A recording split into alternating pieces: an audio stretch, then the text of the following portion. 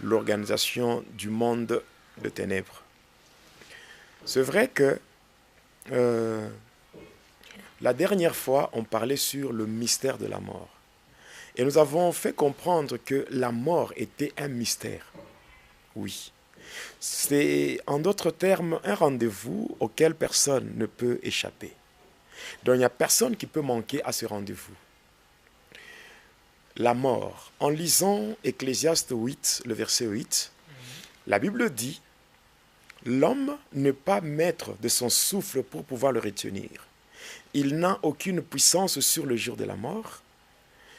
Il n'y a point de délivrance dans ce combat et la méchanceté ne saurait sauver le méchant. » En prenant Ecclésiaste 9, le verset 5 à 6, il est dit ceci, que les vivants savent qu'ils mourront un jour, mais les morts ne savent rien. Voilà. Mais dans Deutéronome 30, Moïse, déjà qui était au soir de sa vie, était en train de faire voir aux enfants d'Israël, il leur disait ceci, il parle à Israël, il dit, « Voici, je prends aujourd'hui à témoin contre vous le ciel et la terre. Sachez que j'ai mis devant vous la vie et la mort, la bénédiction et la malédiction. » Il dit, « Choisis la vie afin que tu vives, toi ainsi que ta postérité. » Et nous avons fini par démontrer que choisir la vie, c'est un conseil. Parce qu'au devant de nous, il y a deux éléments, c'est-à-dire d'une part, il y a la vie, d'autre part, il y a la mort. Mais la vie marche de pair avec la bénédiction, la mort aussi marche de pair avec la malédiction. Mais Dieu nous conseille de choisir la vie. Et selon Jean 14, le verset 6, nous savons que choisir la vie, c'est accepter Jésus-Christ. Parce que Jésus-Christ, il est le chemin, la vérité et la vie. Nul ne vient au Père que par Jésus. Alors, nous avons expliqué le problème du séjour des morts. Mais il y a eu quelques bien-aimés qui ont eu des préoccupations par rapport au séjour des morts, par rapport au temps qu'il faut passer dans le temps qu'il faut mettre dans le monde des cimetières. Parce que j'ai expliqué que le monde de Satan, qui est le monde de Satan, qui est en fait le monde de Pandémonium, c'est un ensemble qui est divisé en 3 sous-ensembles. Donc, un ensemble divisé en 3 parties. Et j'ai démontré premièrement que la première partie, c'est ce qu'on appelle le monde de Tartarus. C'est-à-dire l'endroit où se trouve le diable et ses acolytes, c'est-à-dire les anges qui avaient été précipités ensemble avec lui. Quand nous lisons Apocalypse 12, le verset 9, la Bible dit, il fut précipité. Il fut précipité le serpent ancien appelé Satan le diable. C'est lui qui séduit toute la terre. Il fut précipité et ses anges furent précipités ensemble avec lui. Et le lieu où ils sont, c'est le monde de Tartarus, c'est-à-dire le 2e ciel. J'avais expliqué cela. Alors, la deuxième partie, c'est le monde de Polion, où le diable règne ensemble avec les dragons et les sirènes. Et c'est là que j'ai parlé de différentes bêtes qu'on utilise comme des totems pour contrôler les différents continents. On les appelle les dragons continentaux. J'ai expliqué cela. Et le monde de Polion est divisé aussi en plusieurs parties qui sont les départements. Et parmi les départements, nous voyons par exemple le monde Armstrong. Le monde Armstrong qu'on appelle en d'autres termes le domaine marial, ou les départements de la magie catholique dans le monde de Satan. Il y a le monde des Gouldes, il y a le monde Zeppelin. Donc, il y a plusieurs parties, même le département de la sirène Maïmouna, il y a le département du dragon de la mer, il y a aussi ce qu'on appelle le pays de la déesse Maharashati. Donc, il y a beaucoup d'histoires. J'ai enfin parlé de ce qu'on appelle le monde astral. En fait, le monde astral, c'est quoi? Le monde astral, c'est le lieu de tourment. Le lieu de tourment, qui n'est pas à confondre avec la Guéhenne. La Guéhenne, c'est ce qu'on appelle l'enfer. Mais ici, quand on parle du monde astral, on voit l'endroit où vont tous ceux-là qui meurent dans le péché. Tous ceux-là qui meurent loin de Jésus. Ceux qui meurent sans avoir reçu Jésus dans leur vie. Et la Guéhenne, l'enfer, ça sera après le jugement dernier. Oui, là, en fait, c'est l'antéchrist. Donc la bête, c'est le faux prophète qui seront le premier qui auront à inaugurer ces lieux-là. Parce qu'aujourd'hui, il y a tellement beaucoup de confusion. Moi, quand je témoigne, je parle sur ce que j'ai vécu, ce que j'ai vu, ce que j'ai expérimenté. Donc, je ne peux pas venir témoigner la vie vécue par quelqu'un d'autre. Bon, quand je parle du monde astral, il y a bien sûr beaucoup de gens qui témoignent. Chacun témoigne selon ce qu'il a vécu, selon ce qu'il a fait. C'est même ça, le témoignage. Voilà. Alors, les témoignages peuvent se ressembler. Parce que tous ceux-là qui ont quitté le monde des ténèbres, ils n'ont pas servi de diable. Parce qu'il n'y a qu'un seul diable. Mais les témoignages peuvent se ressembler, mais cependant, il y a aussi des particularités selon le vécu de la personne.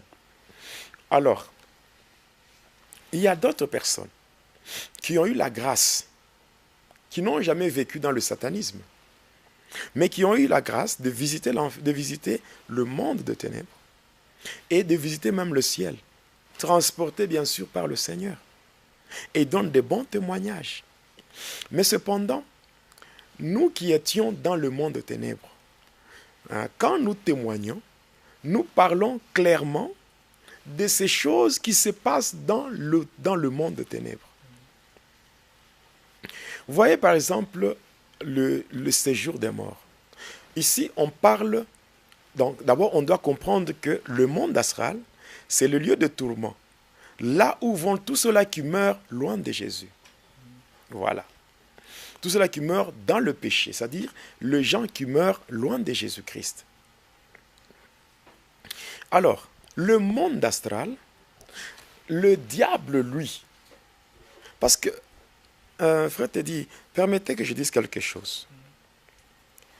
Quand je suis en train de témoigner, je ne suis pas pressé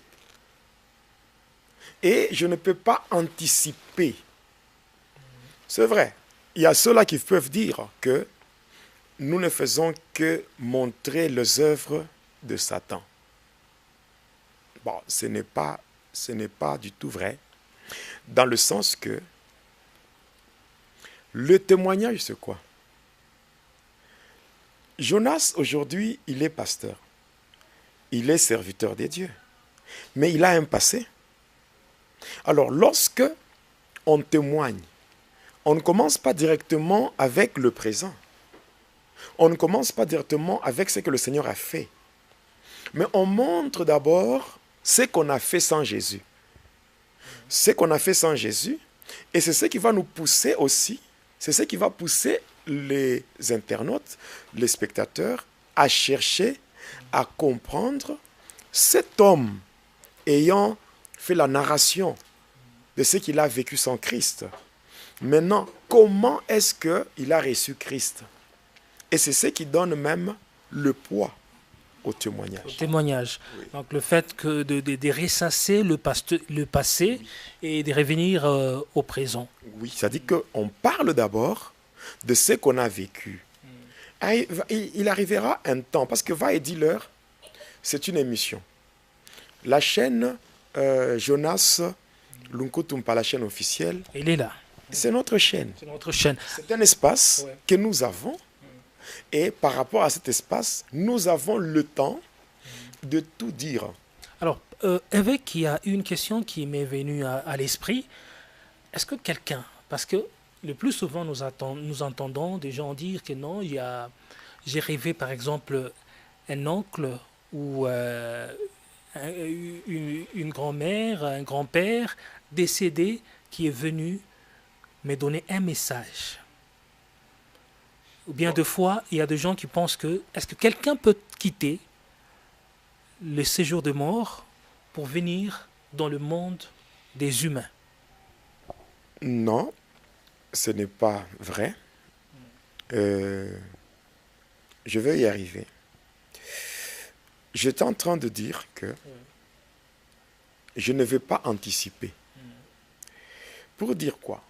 Je suis en train d'abord de faire la narration de ce qu'a été mon parcours sans Christ. Il arrivera un temps où je parlerai sur ma conversion. Qu'est-ce qui m'a poussé à me convertir? Qu'est-ce qui m'a poussé à changer de camp? Et après, je parlerai sur ma délivrance. Comment est-ce que ma délivrance s'était passée? Je parlerai de l'église où j'ai eu ma délivrance. Je parlerai de serviteurs qui ont eu à m'assister, à m'encadrer par rapport au processus de ma délivrance. Et vous parlerez également de choses que l'Éternel a fait tout au long, depuis que vous avez accepté Christ dans votre vie. Oui, je parlerai parce que nous avons dit que va et dis-leur. Il y a plusieurs thématiques en dehors du témoignage. Donc, on n'est pas pressé. Alors, on va arriver à tous ces éléments-là. Donc, lorsque nous dévoilons d'abord les œuvres de ténèbres, nous soutenons notre témoignage par la parole de Dieu. Pour dire, nous ne sommes pas là nous ne sommes pas là pour témoigner afin de glorifier Satan, non. Et aussi afin d'épater ceux-là qui nous suivent, non. Non. D'ailleurs, Dieu m'est témoin sans aucune prétention. La manière dont je parle, je témoigne, la manière dont je dévoile les œuvres de ténèbres, même le diable, il a très mal. Très mal. Parce que, je dis bien, sans prétention aucune. Moi, j'étais d'abord un vase de terre. Mais le Seigneur qui m'a ramassé de la poubelle a fait de moi un vase d'honneur au service de sa grandeur. Donc, quand bien même je parle sur les œuvres de Satan, je ne parle pas de ça pour épater les gens ou bien pour glorifier Satan, non. Je dévoile les œuvres de ténèbres. Et cela, ça aide beaucoup le chrétien dans leur marche à comprendre comment les ruses du diable fonctionnent. Oui, il y a même beaucoup de pasteurs qui ont vu quand même une restauration dans leur ministère, passant par le pasteur Jonas. Donc moi, je ne suis qu'un instrument du Seigneur. Et je fais ce que le Seigneur attend de moi, c'est tout. Alors, passons par le lieu de tourment, chez le diable Satan. Parce que celui qui gère le lieu de tourment, ce n'est pas Dieu. Celui qui gère ces lieux-là, ce n'est pas Dieu. C'est le diable. Et le diable a une organisation particulière liée à ces lieux. On appelle ça, nous savons tous que c'est le lieu de tourment. Mais le diable appelle ça monde astral. Et quand je dois témoigner, je dois dire, oui, c'est que j'ai vécu là-bas. Et ça s'appelle monde astral. Et le diable a pris le monde astral et il l'a divisé en 3 parties. D'une manière générale, lorsque la Bible dans Luc 16 nous parle du séjour des morts, là c'est la Bible. Et moi, Jonas, je ne pourrais en aucun cas contredire la Bible. Mais lorsque je témoigne, je soutiens mon témoignage par la Bible. Mais je dois dire ce que j'ai vécu. Le diable, le lieu de tourment, chez lui, il appelle ça le monde astral. L'endroit où vont ceux-là qui meurent dans le péché, ceux-là qui meurent sans Christ. Et il a divisé cela en 3 parties. La première partie, on appelle ça le quartier des esclaves. L'endroit où vont tous les païens et le chrétien hypocrite. C'est les gens qui sont de chrétiens de nom. Mais on peut dire que c'est vaste alors. Oui, très vaste. Le chrétien hypocrite. Parce qu'il y a certaines personnes qui croient que être chrétien, c'est aller à l'église. Non, parce que même les sorciers vont à l'église.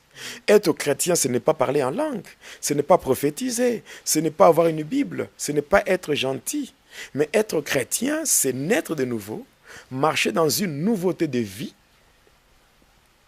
et surtout avoir une communion parfaite avec le Seigneur. C'est ça être chrétien. Il y a des gens qui sont à l'église parce que tout le monde va à l'église. le chrétien hypocrite, ainsi que le païen, il se retrouve là-bas. Voilà les lieux où le diable les place. On appelle ça le quartier des esclaves. Et là, on marche sur la cendre brûlante. Et ce n'est qu'un acompte. Et parce que ça, ce n'est pas l'enfer.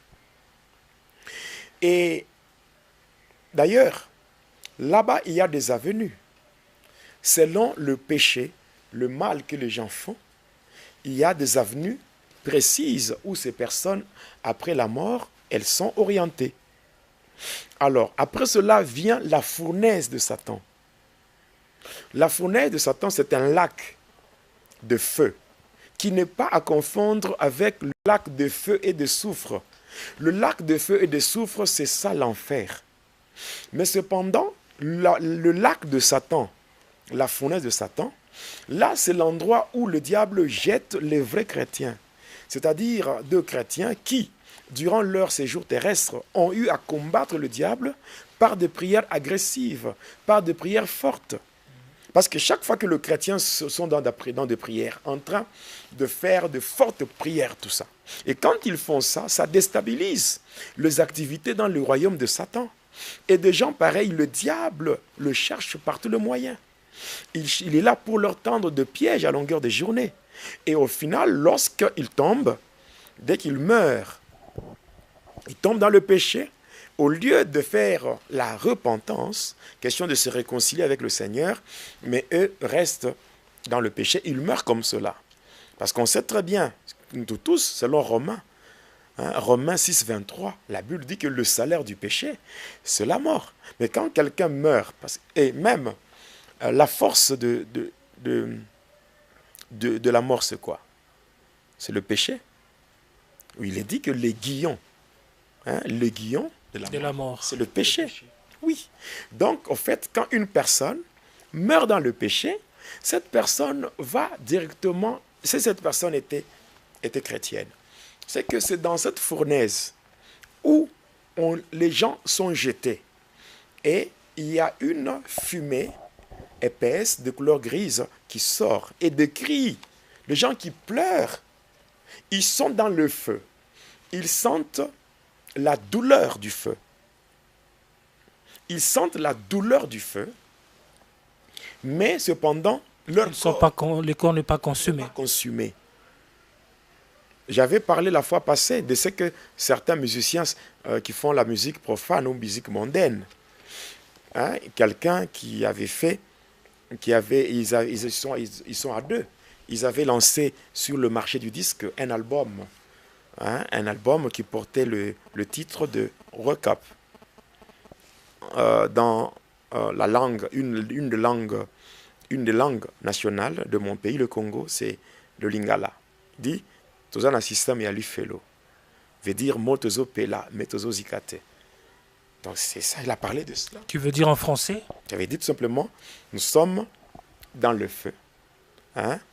Donc les flammes sont là, mais nous ne sommes pas consumés. Et ce sont des cris comme ça qui sont lancés dans la musique mondaine. Et les gens ne savent pas comprendre de quoi il est question. Alors, la troisième partie, c'est ce que le diable appelle séjour des morts. Quand on parle du séjour des morts dans le monde astral, parce qu'ici, il faut être précis, on parle du séjour des morts dans la Bible. Maintenant, dans la Bible, le séjour des morts, c'est le lieu quand les gens meurent, là où ils partent. C'est ça le séjour des morts. Mais chez Satan, il parle du monde astral. Et divisé en trois parties, le quartier des esclaves, de deux, la fournaise, et de trois, le séjour des morts. Le terme séjour des morts est appliqué dans le monde de Satan comme étant la prison où on met les satanistes, où tous ceux-là qui ont servi le diable en âme et conscience, en touchant aux fétiches, en touchant à la magie, la sorcellerie, l'occultisme, donc bref, les sciences occultes, ou je dirais les pratiques maléfiques. Quand ils meurent, ils vont se retrouver là-bas, enchaînés, en commençant par le pied, jusqu'au niveau de la bouche et un gros cadenas. Et quand je parle de ça, même moi, c'est là où j'étais. Mais lorsque je servais le diable, j'étais le représentant du 3e degré dans le mystère de l'air. J'étais le représentant du 3e degré dans le mystère de l'air. Et par rapport à cela, moi, j'avais cette capacité, j'avais ce pouvoir de visiter ce monde-là. Lorsque nous étions les agents de ténèbres, nous étions sous un envoûtement. Il y avait le diable qui s'était déjà imposé sur nous. Au point que on pouvait voir. C'est comme quand le diable était en train de blasphémer. Ou quand on s'est retrouvé dans la maison blanche de Lucifer. Où le diable, vêtu en toge rouge, était assis sur son siège. Et là, quand il parlait avec arrogance, il parle avec orgueil, avec arrogance. Mais nous qui étions là, on acclamait. On sentait comme c'était une douce musique. Or, en réalité, un homme normal ne peut pas tolérer le langage de Satan. C'est la même chose. On pouvait visiter là-bas, voir tout ça. On pouvait voir. Mais nous, on croyait que le diable, c'était lui notre maître. Et que nous, étant ses agents, nous n'avons pas à craindre. Mais en fait, bien avant, vous aviez la latitude de visiter ce monde-là? Oui, oui. Moi, ce monde-là, je l'avais visité avant ma mort. Et même quand je travaillais dans le monde de cimetière, parce que c'est là où je mangeais. Je mangeais dans le monde de cimetière. Quand j'étais là, quand les agents recenseurs, les gens qui avaient des registres pour accueillir et enregistrer les nouveaux venus. Je vous ai parlé dernièrement, la dernière émission, j'ai parlé de ça. Je parlais du recensement. Les gens, lorsqu'on arrive au cimetière, on passe par la cérémonie à tombeau fermé. Cérémonie à tombeau fermé. Et là, qu'est-ce qui se passe? Qu'est-ce qui se passe? Il y a, comment dirais-je, il y a toutes les croix, les tombes qui disparaissent pour laisser la place à un monde ésotérique. Et là, il y a des villas, des gratte-ciel, des buildings qui apparaissent. C'est tout un monde là. C'est tout un monde. Et beaucoup de gens vont là-bas pour faire leurs cérémonies, leurs pratiques. Beaucoup de pasteurs, beaucoup de ceux qui sont dans l'occultisme vont là-bas pour faire des cérémonies. Pour faire ceux-là qui font la nécromancie, ceux-là qui font le spiritisme. Parce que nous allons démontrer toutes ces choses. La nécromancie, le spiritisme, l'iridiologie. On va démontrer toutes ces choses. Donc, le mounisme, l'antoinisme, toutes ces choses, nous allons les démontrer noir sur blanc lorsqu'il sera question de parler de l'occultisme dans l'Église. Alors, moi, quand je mangeais au cimetière, j'avais parlé clairement qu'on partait là-bas, on planait. On mangeait là-bas. Mais les gens qui mouraient, après, lorsqu'on les recevait... En fait, planer, c'était par rapport au déplacement. Par rapport au déplacement, nos pieds ne touchaient pas le sol. Ouais. Même quand on mangeait dans le cimetière là-bas. C'était par rapport à nos pensées. C'est-à-dire que quand vous allez entrer, vous mangez. Donc, c'est que vous avez comme la nourriture que vous avez dans la tête. Aujourd'hui, je vais manger tel. Et quand on va vous servir, c'est ça, c'est que vous aviez dans... Et ça va vous servir aussi, l'organisme humain ou le corps physique sera vraiment nourri? Oui, parce que la nourriture qu'on utilise dans le monde des cimetières, ça vient d'où? Ça vient de ce monde ici. Ça vient de ce monde. Vous allez constater par moment. Par moment, il y a la carence. Quand vous entrez dans le marché, par moment, vous constatez qu'il y a une carence au niveau de denrées, les denrées alimentaires. Mais ce sont les femmes de cimetière, les sorcières qui viennent prendre ça. Et on amène de l'autre côté. Ils viennent avec l'argent et ils payent comme ça. Ils prennent beaucoup de choses dans ce monde et on amène de l'autre côté. Et après, on prend les aliments souillés et tout, on les amène dans le marché pour provoquer la possession démoniaque. Voilà. Alors, il y a un bien-aimé qui a posé la question, qui a dit, bon, est-ce que la durée de votre mort a pris plus de 7 jours pour que vous sachiez que dans le monde du cimetière, les gens mettent 7 jours. Moi, j'ai travaillé dans le monde du cimetière. Je connais le mécanisme et le fonctionnement de ce monde-là. Moi, je mangeais tout le jour là-bas. C'est ça, avant de donner la soutane d'emportement, qui est comme un ascenseur qui projette la personne directement vers le monde astral. N'est-ce pas? Là, la personne va passer un séjour de 7 jours dans le monde de cimetière. Un séjour de 7 jours dans le monde de cimetière. Voilà. Alors, moi, quand on m'avait conduit là-bas, vu que moi, c'était le diable lui-même qui me cherchait. Parce qu'il avait envoyé, il avait dépêché tout un bataillon de démons pour venir me tuer. Ma mort à moi n'était pas naturelle. C'était le diable qui avait compris que je cherchais à lui fausser compagnie. Et par rapport à cela, n'ayant pas supporté mon départ, c'est comme ça que, et sachant aussi que je détenais plusieurs secrets, plusieurs secrets, le diable voulait me détruire, il voulait me tuer, afin que je ne sois pas délivré. Parce qu'il avait peur de ma délivrance. Oui, le diable avait peur de ma délivrance. Sachant très bien qu'une fois délivré, je vais dévoiler ses œuvres. Je vais dévoiler ses œuvres. Voilà pourquoi. Et là, il vous a tué. Je vais parler, c'est pour cela que j'ai dit que je ne vais pas anticiper. Ah, voilà. Il avait des péchés des démons. On m'avait poignardé dans la salle d'intercession à l'église Mont-Hermon de Likassi. Voilà. L'église, le berger ou le pasteur de la paroisse, son nom c'était le pasteur Jacques Moutonde. Il est maintenant ici à Lubumbashi. Il est du côté de... Ouais, joli site. Hein, c'est là où il est. Alors là c'est déjà l'étape de votre délivrance. On va y arriver. Mais tous ces gens-là seront un jour, pas si Dieu le permet, on pourra aussi les contacter pour qu'ils donnent aussi le témoignage de... Et comment ils avaient vécu l'événement. Voilà. Alors après, faire 7 jours là-bas, dans le séjour des morts et dans le monde de cimetière. Et après, la personne reçoit une soutane d'emportement pour la projeter du monde de cimetière directement vers le monde astral. Et c'est là maintenant le lieu de tourment avec les 3 parties. C'est comme ça que ça s'est fait.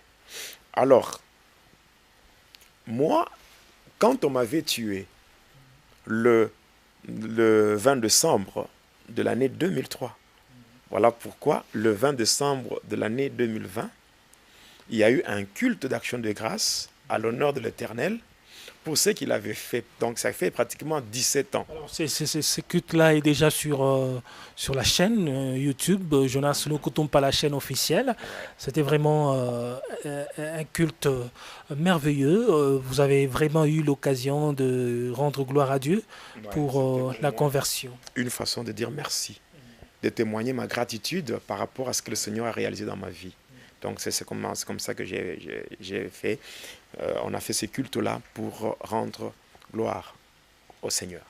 Donc, moi, quand on m'avait conduit dans le monde de cimetière, j'avais reçu une soutane d'emportement de couleur noire.